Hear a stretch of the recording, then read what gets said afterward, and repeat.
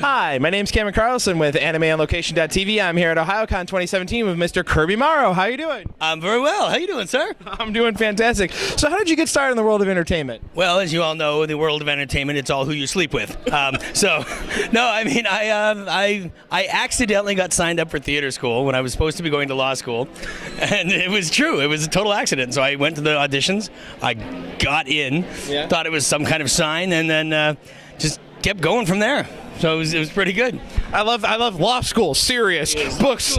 Well, it's because I watched all the law shows, L.A. Law and Matlock, and I thought I wanted to be a lawyer, but no, I wanted the drama, is what it was, man. So yeah, it was kind of a funny twist of fate, but 22 years later, here I am. Alrighty, now it says in your bio that you've been attending acting classes and lectures all over the world: Ireland, Germany, France, here, everywhere. What would you say was one of the best places to visit and learn?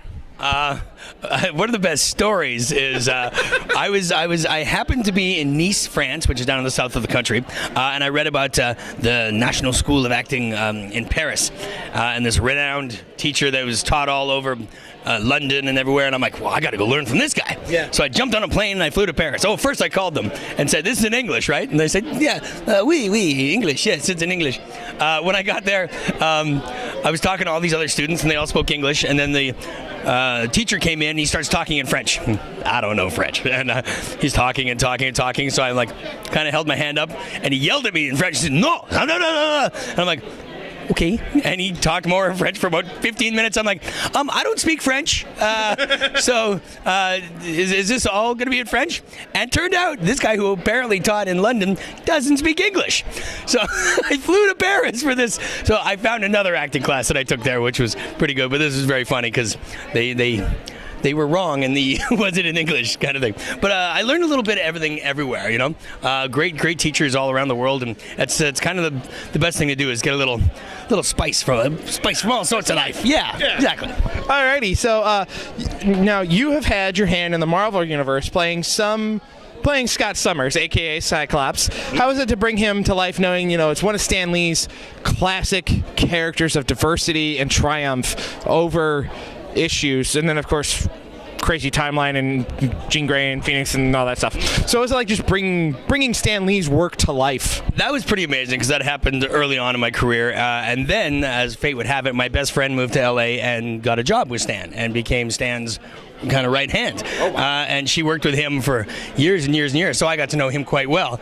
And then he came up with a new character called the Condor, and I was the Condor. Wow. And it was funny because my friend worked in the office.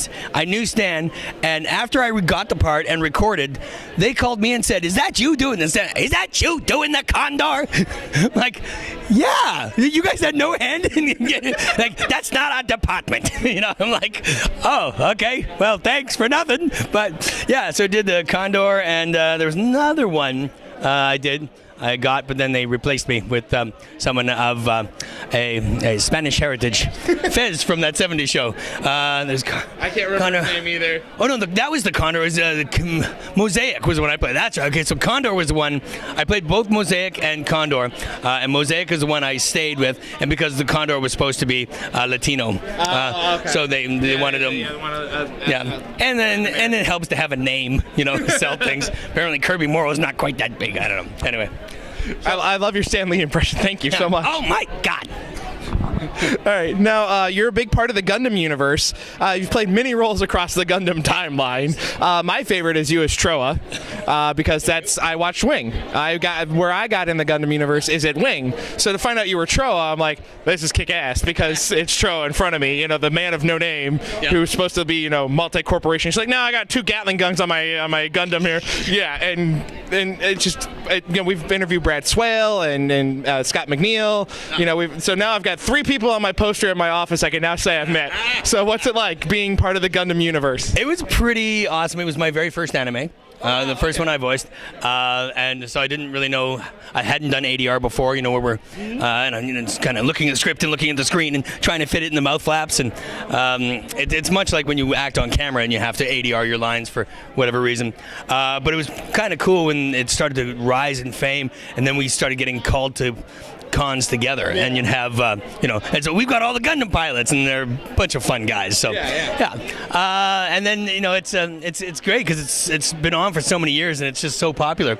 There's also Gundam Seed Destiny and Mobile Gundam. I think you're in 00. No, 00. I'm a Gundam whore. Oh my goodness. It's crazy. And of course, we just got done today talking to Mike Sicker-Nicholas, who was the director of Unicorn. He's here. Which one? Unicorn? Gundam Unicorn. Oh, Gundam Unicorn. Oh, yeah. Gundam Unicorn, the elusive unicorn.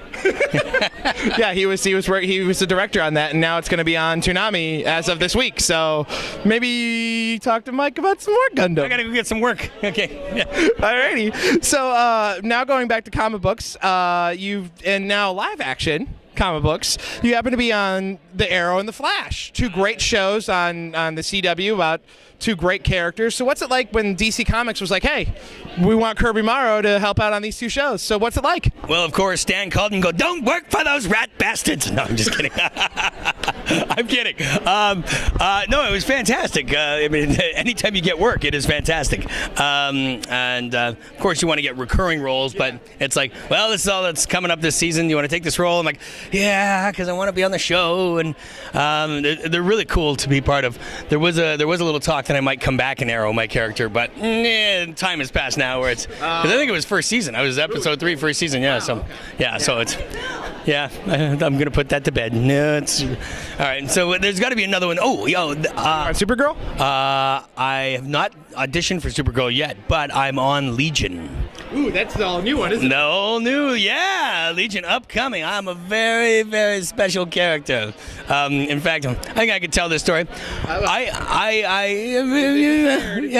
It has started there. Okay. So when I got the part, I auditioned for, it was Large Man. I'm like, come on, what, really? But it was just, they didn't tell me anything about it. And then it was just, turned out, well, it's kind of, you're a secret. And they didn't give me any lines. They didn't tell me what I was doing. I just had to show up to set. And then they go, okay, this is what you're doing. And it was that every day. I'm in like 4 episodes, I think, 4 or 5 episodes. And every day I didn't, my lines weren't given to me or anything. It was on the day I was told. So it's all top secret and hush, hush. So you're just going to have to watch and see.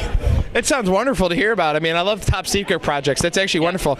You're also part of the science fiction universe, and you work on Stargate, working on that series. I mean, that was one of those weird, profound sci-fi films in the 90s, that became a film, and then after the film, it was like, well, what do we do? And then they created the TV show, and it was actually really, really cool because they continued the whole mythos. Yep. So what was it like, picking, and of course they brought some of the same actors that worked on the movie into the show. So what was that like?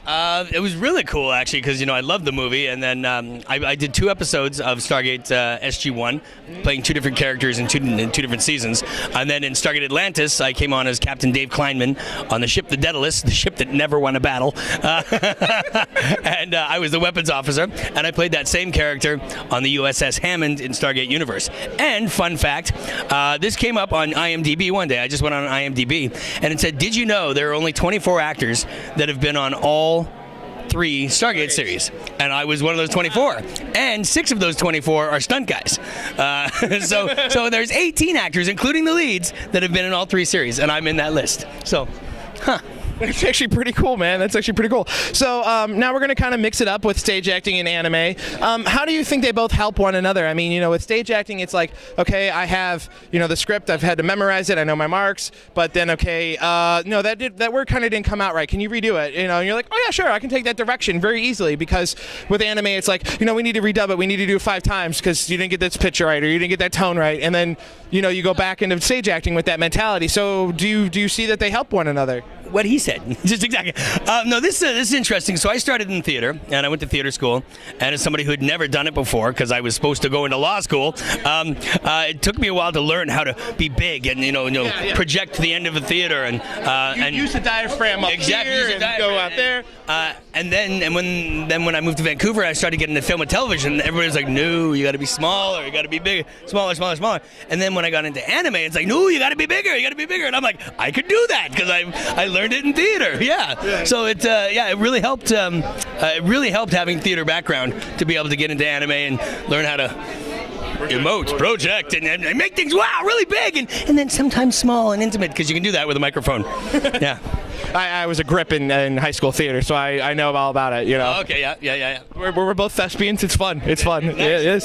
So, are there any upcoming projects you want your fans to know about? We know about the pesky NDA. Yes. We know that you can't talk about everything. But what is currently available you want fans to check out? Well, On Camera is Legion, and then there are 2 things coming up, and I can't say anything about them.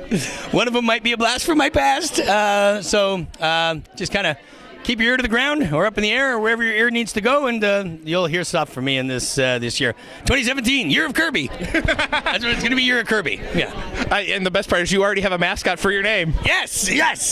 Exactly alike. Alrighty, and now is there any way to keep up with you guys online? And a final message for all your wonderful fans. Well, yeah, you can find me on Facebook and Twitter, and I'm really gonna try this year to start an Instagram account. I'm lazy. I don't know. I really got to get these things going. It's one of those weird accounts where it's like, do I want it? Do I not? I still got Twitter and Facebook. I'm good. Yeah. So, those are the 2, and just hey, keep watching my shows. Thanks very much. Love you guys. Yeah. Alrighty, thank you so much, Kirby. It's been wonderful talking with you, my friend. Thank you so much. Thanks. Bye, everybody.